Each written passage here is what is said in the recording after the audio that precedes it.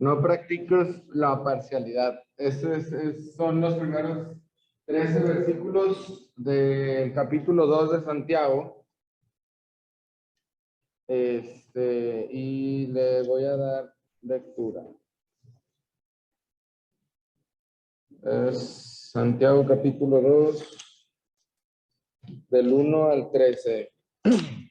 Dice, hermanos míos, no tengáis estoy leyendo otra versión, la versión Nueva Biblia de las Américas, por si notan ahí unas palabras ahí que no están en las 60. Hermanos míos, no tengáis vuestra fe en nuestro glorioso Señor Jesucristo con una actitud de favoritismo, porque si en vuestra congregación entra un hombre con anillo de oro y vestido de ropa lujosa, y también entra un pobre con ropa sucia, y dais atención especial al que lleva la ropa lujosa, y decís, tú siéntate aquí en un buen lugar, y al pobre decís, tú estate allí de pie, o siéntate junto a mi estrado. ¿No habéis hecho distinciones entre vosotros mismos y habéis venido a ser jueces con malos pensamientos? Hermanos míos, amados, escuchad. ¿No escogió Dios a los pobres de este mundo para ser ricos en fe y herederos del reino que Él prometió a los que le aman? Pero vosotros habéis menospreciado al pobre. ¿No son los ricos los que os oprimen y personalmente os arrastran a los tribunales? ¿No blasfeman ellos el buen nombre por el cual habéis sido llamados? Si en verdad cumplís la ley real, conforme a la Escritura, amarás a tu prójimo como a ti mismo, bien hacéis. Pero si mostráis favoritismo, como cometéis pecado y sois hallados culpables por la ley como transgresores. Porque cualquiera que guarda toda la ley, pero tropieza en un punto, se ha hecho culpable de todos. Pues el que dijo, no cometas adulterio, también dijo, no mates. Ahora bien, si tú no cometes adulterio, pero matas, te has convertido en transgresor de la ley. Así hablad y así proceded, como los que han de ser juzgados por la ley de la libertad. Porque el juicio será sin misericordia para el que no ha mostrado misericordia. La misericordia triunfa sobre el juicio. Vamos a orar. Padre, te damos gracias por este día que nos das, este día que nos permites vivir, un día más, Señor, en el que tú has mostrado misericordia para con nosotros, Señor. Te agradecemos que tenemos la oportunidad de escuchar tu palabra, Señor, y ayúdame a compartir este estudio, Señor, que sean tus palabras y tus enseñanzas y no mis ideas, Señor. Abre los corazones de los presentes y de los que están escuchando por Zoom, que tu palabra llegue a sus corazones. En el nombre de Cristo Jesús. Amén. Entonces, el tema de estos primeros versículos, del 1 al 13, pues es, como vemos, la parcialidad y las consecuencias. Y pone Santiago un ejemplo, pero ahorita vamos a ir al ejemplo.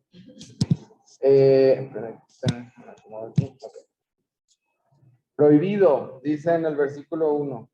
Hermanos míos, primeramente sabemos que va dirigido a creyentes, porque en las primeras dos palabras se menciona hermanos míos. Entonces es dirigido a los creyentes, para empezar. Las palabras o la oración, las palabras en fe en nuestro glorioso Señor Jesucristo, se está refiriendo a la fe cristiana, no tanto la acción de confiar en Cristo, sino el conjunto de enseñanzas que Él dejó para realizar o para seguir o para practicar. Entonces, ¿qué se entiende por la frase sin acepción de personas? ¿Qué es lo que entienden ustedes por no hagan acepción de personas? Como dice Santiago ahí, no hagan diferencia entre una persona y otra o no tengan el favoritismo, como usa la palabra Santiago. Entonces, la acepción de personas se refiere a la práctica de mostrar parcialidad, y esa parcialidad es incorrecta y no es conforme a la fe cristiana, o es anticristiana, le puse ahí.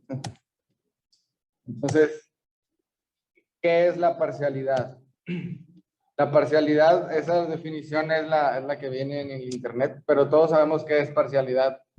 Básicamente es inclinarte a favor o en contra de una persona o una cosa al obrar y al juzgar un asunto. Entonces, la parcialidad es si alguien comete algo malo y hay dos personas involucradas, te inclinas a una porque ya tienes un favoritismo a favor de esa persona que, digamos, te cae bien o no, simplemente le crees más a su versión, digamos.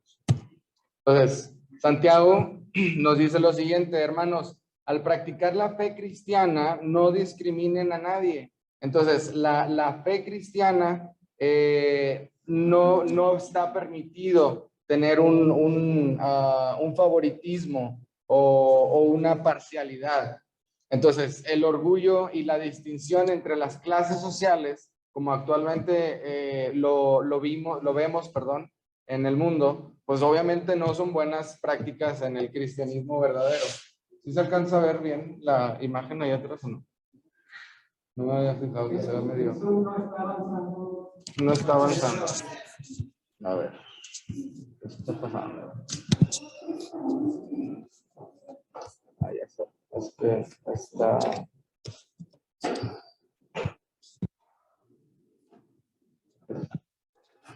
Ahí ahora sí, ¿verdad?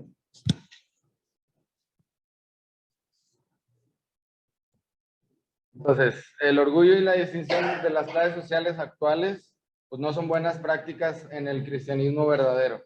El desprecio hacia personas por motivos de defectos físicos, nacionalidad, sexo, pobreza, es claramente una negación de la fe. Es como dice, si más adelante en el capítulo, perdón, en la carta de Santiago dice, si dices tener fe, muéstrame tus obras, y si muestras parcialidad, esa es una muestra de que no estás negando lo que estás diciendo que crees. Es una negación de la fe. El ejemplo ilustrado dice Santiago a partir del versículo 2, porque si en vuestra congregación entra un hombre con anillo de oro y vestido de ropa lujosa, y también entra un pobre con ropa sucia y das atención especial al que lleva la ropa lujosa y decís, tú siéntate aquí en un buen lugar, y al pobre decís, tú estate ahí de pie o siéntate a mi estrado. El estrado sabemos que es en los pies, es siéntate aquí conmigo al lado en el piso. Ahí Santiago nos está diciendo que pues esa distinción en este ejemplo del rico y el pobre, eso puede pasar en cualquier situación y decimos que probablemente está exagerando. ¿Cómo va a entrar una persona de esas características o que una persona andrajosa entre a la iglesia o así? Lamentablemente no estamos exentos de esas situaciones. En nosotros, como seres humanos, pueden existir barreras en nuestra mente por muchas razones, por diversas razones que nos impiden o nos favorecen, digamos, el ser parciales con diversas personas. Pero debemos recordar que como creyentes debemos actuar de una manera distinta aplicando los principios divinos, aplicando los principios que vemos escritos en la palabra de Dios. Porque sabemos que lo que está aquí no proviene inspirado de hombres, sino viene de inspiración de Dios. Es nuestro deber expresar nuestra práctica de la verdad, que todos los creyentes son uno en Cristo Jesús. Entonces, la parcialidad impide que veamos a los creyentes como uno solo en Cristo Jesús, porque la palabra de Dios dice que somos nuevas criaturas y somos injertados o fuimos injertados en Cristo Jesús. El peligro lo menciona de versículo 5 al 11 y es con respecto al ejemplo anterior o el previsto. Santiago nos da 4 razones para probar que está mal favorecer al bien vestido o rico y despreciar al pobre. La primera, ¿por qué despreciamos a lo que Dios honra? En el versículo 5 y 6 menciona, hermanos míos amados, escuchad, ¿no escogió Dios a los pobres de este mundo para ser ricos en fe y herederos del reino, el que prometió a los que le aman. Y la primera parte del versículo 6, pero vosotros habéis menospreciado al pobre. Entonces, Dios escogió lo pobre del mundo o lo pobre en fe del mundo, y eso Dios lo honra. Dios ha elegido a los pobres de este mundo para que sean ricos en fe y herederos del reino que ha prometido a los que le aman. En muchas ocasiones leemos en las escrituras que son los pobres los que están más prestos. ¿Qué significa prestos? Es atentos a escuchar la palabra de Dios, no los ricos, los que aceptan el señorío de Cristo. Por ejemplo, hay varios versículos,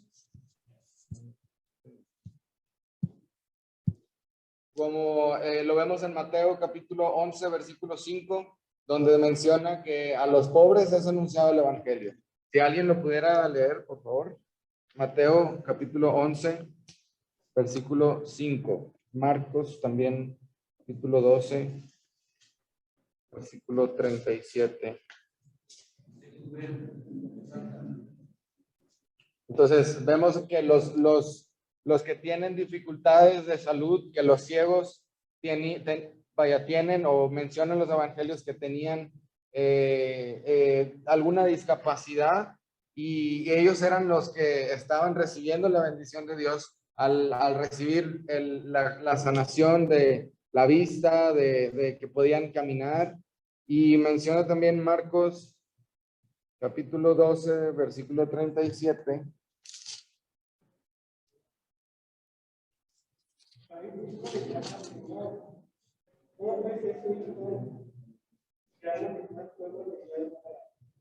Entonces, Jesús iba predicando, y gran gente o gran multitud que lo iba escuchando, iba cambiando su actitud porque les estaba anunciando el evangelio, que son las buenas nuevas, las buenas noticias de salvación, y la gente lo oía de buena gana. Era gente que necesitada, eran gente que no tenían mucho que ofrecerle a Jesús.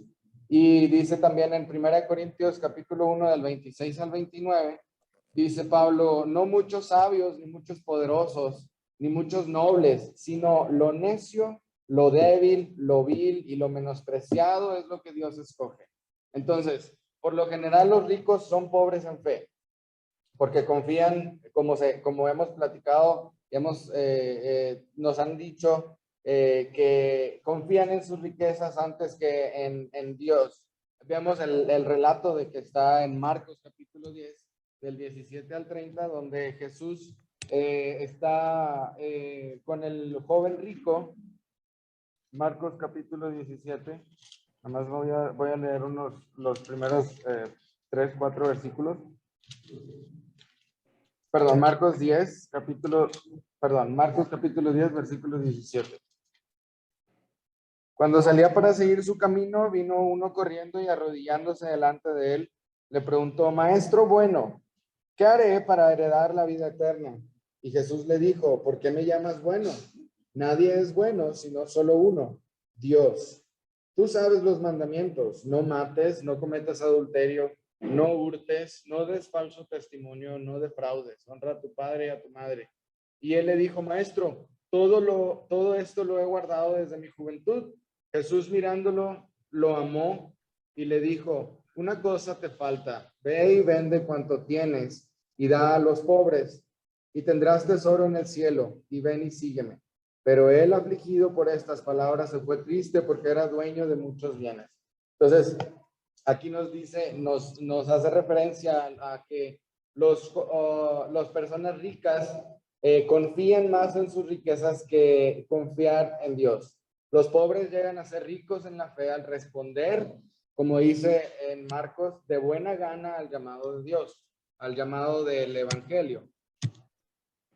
Número 2, ellos, los ricos, como clase social, son los que han oprimido al pueblo de Dios. En el versículo 6, Santiago, en la segunda parte, menciona que ellos han sido los que han oprimido al pueblo de Dios con anterioridad. Probablemente aquí pues hay una nota aclarando aquí, probablemente se estaba refiriendo a creyentes en los primeros versículos, pero en esta parte específica menciona que pues obviamente esos ricos no son creyentes. ¿Por qué? Porque no ven por el pueblo de Dios y están oprimiendo al pueblo de Dios. Número 3.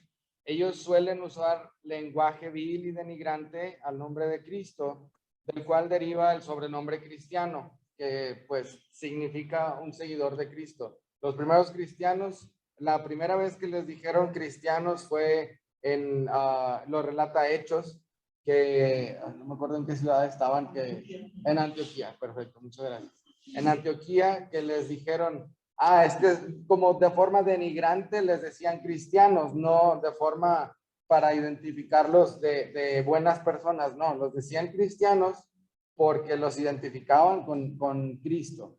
El buen hombre que fue invocado en el siguiente versículo, el buen hombre que fue invocado sobre vosotros hace referencia al bautismo, en donde el creyente se bautiza en el nombre del Señor Jesucristo, como ya lo vimos en los bautizos el domingo pasado.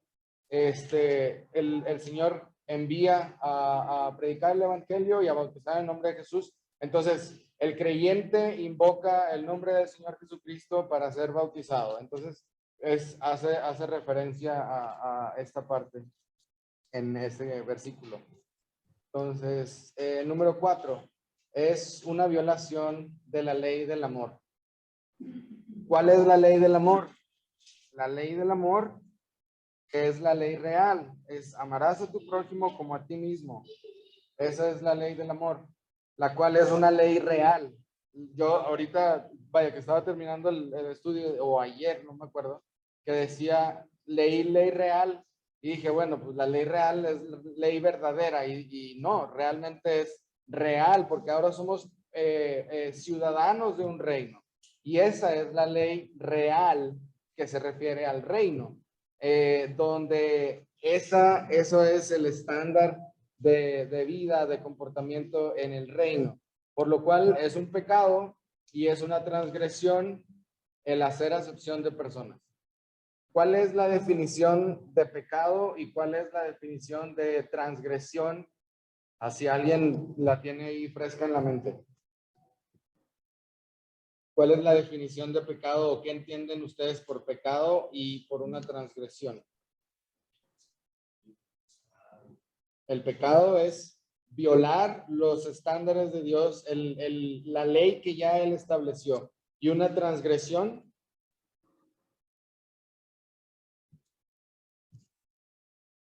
Ok.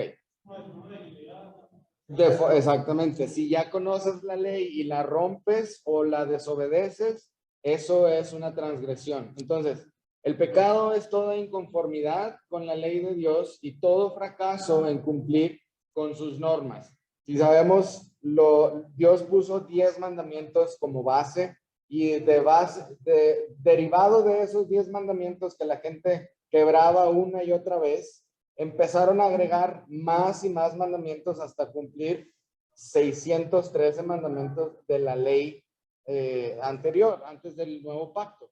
Entonces, si dice más adelantito Santiago, si uno rompe una ley de esas leyes, pues ya se hace culpable de todos. Entonces, transgresión es la infracción de una ley conocida. Cuando vamos en la autopista o cuando vamos en la carretera y dice 50 kilómetros por hora y vas a 80, eres transgresor de la ley, porque ya sabes que la ley marca la velocidad ahí y tú la estás superando, estás yendo más allá del límite. Eso es transgredir una ley conocida. Entonces, hacer acepción de personas es esencialmente malo y es pecado, pero también es una transgresión a la misma vez, porque la ley lo prohíbe y sabemos que el que ofende en un punto de la ley se hace culpable de todos. Habla en el versículo 10.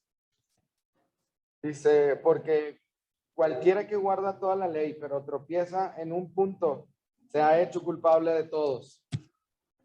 Dios no nos permite obedecer las leyes que nos gustan solamente y desobedecer las demás. El Dios que prohíbe el adulterio también prohíbe el homicidio. Es el mismo Dios que hizo todas las leyes para que se siguieran. Así como el adulterio es una violación de la ley, también el homicidio y también el orgullo y la discriminación. Si cometemos cualquiera de estos pecados, somos transgresores de la ley. ¿Por qué? Porque vamos más allá de lo establecido y ya conocemos. Entonces, ¿el cristiano debe guardar la ley o está libre de la ley? Esa es una pregunta interesante porque Santiago está hablando acerca de la ley, de los 10 mandamientos, de que si rompes uno, eres culpable de todos. Santiago parece que está aplicando los 10 mandamientos a los creyentes, pero parece una contradicción de estos pasajes. Si vemos Romanos 6:14, si alguien me ayuda con Romanos 7:4 y los demás de Gálatas, o yo busco los de Gálatas. Ahí esos versículos nos habla acerca de que ya no somos esclavos de la ley. ¿Alguien tiene Romanos 6? 6:14 dice, porque el pecado no se enseñoreará de nosotros, pues no está bajo la ley, sino bajo la gracia. Entonces, Santiago está haciendo mucho énfasis en guardar la ley, pero nosotros sabemos que estamos bajo la gracia porque fuimos redimidos por la gracia de Dios, no por obras que nosotros hayamos hecho. Romanos 7:4, por favor. Vosotros, hermanos míos, habéis puesto la ley del cuerpo de Cristo para que seáis de otro, de los muertos, para Dios. Entonces, hemos muerto para la ley, ya no somos condenados con la ley, pero Santiago sigue insistiendo que la ley se aplica también para los creyentes. Gálatas capítulo 2, versículo 19 dice, pues mediante la ley, yo morí a la ley a fin de vivir para Dios. Hemos muerto ya, como dicen en estos versículos. Todos estos versículos hablan acerca de que ya no servimos a la ley, porque estamos en la gracia. ¿Y por qué Santiago hace tanto énfasis o insiste sobre la ley al escribir a los creyentes y ya estamos bajo la gracia? Entonces, el primer punto es, el cristiano no está sujeto a la ley como regla o estándar de vida. Ya no tenemos que seguir todos esos 613 mandamientos para ser aceptos delante de Dios. Cristo, no la ley, es el estándar de vida. Cristo es el que pone la vara más alta y Él es el que cumple toda la ley. Cristo murió para pagar la pena que la ley exige, porque la ley exige que alguien tiene que morir y Cristo tuvo que morir para que nosotros, los que creemos en Él, seamos libres de esa ley que nos ataba, que nos hacía esclavos delante de Dios. Esos 3 puntitos que ven ahí significa, por lo tanto, los que están en Cristo han sido librados de la ley y de su castigo. Pero hay principios de la ley que tienen valor permanente en nuestras vidas actualmente, como son la idolatría, el adulterio, el homicidio, el robo. Esos son los que tienen valor permanente actualmente, donde eso nosotros sabemos que no lo debemos de hacer porque está mal y es pecado. Entonces, son fundamentales y básicamente malos. Son malos tanto como para creyentes como para incrédulos. Esa es la ley moral que está en cada uno de nosotros o en la vida actualmente. 9 de los 10 mandamientos que se repiten en todas las epístolas, estos mandamientos no aparecen como leyes, sino como instrucciones para justicia. ¿Qué quiere decir eso? Santiago no pone al creyente bajo la ley y su condenación.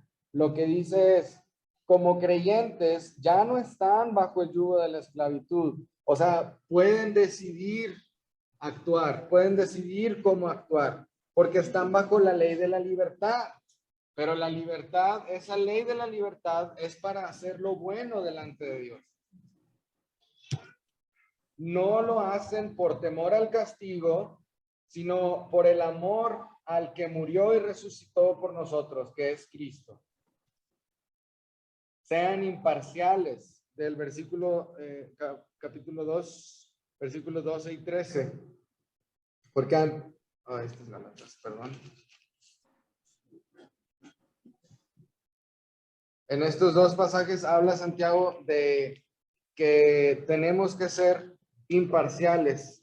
Así hablad y así proceded, como los que han de ser juzgados por la ley de la libertad, porque el juicio será sin misericordia para el que no ha mostrado misericordia. La misericordia triunfa sobre el juicio. La expresión así hablad y así proceded abarca e incluye palabras y acciones.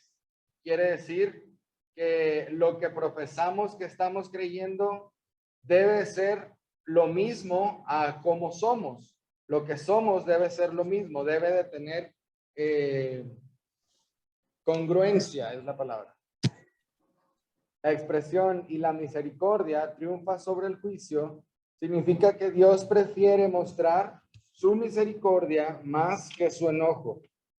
Entonces, como sabemos, uno de los atributos de Dios, ese es uno de los temas que a mí me gusta más, el de los atributos de Dios, que son muchos. Uno de ellos es su misericordia, y Él se agrada en mostrarnos cada día, cada vez, misericordia. Y menciona aquí Miqueas capítulo 7, versículo 18. Salud.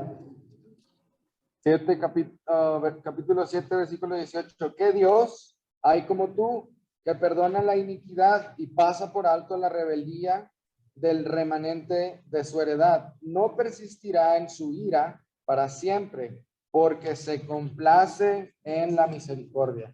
Entonces, Él muestra su misericordia para todos nosotros en vez de darnos como lo que merecemos. El juicio es su extraña obra, dice Isaías capítulo 28, versículo 21, donde también se puede significar que podemos gozarnos al pensar que en el día del juicio, porque hemos mostrado misericordia, ya no hemos sido imparciales, ya no hemos sido parciales, hemos mostrado misericordia para las personas que pues, hemos sido imparciales, hemos mostrado misericordia y podemos tener confianza y gozarnos en que vamos a tener una recompensa por base de esa misericordia.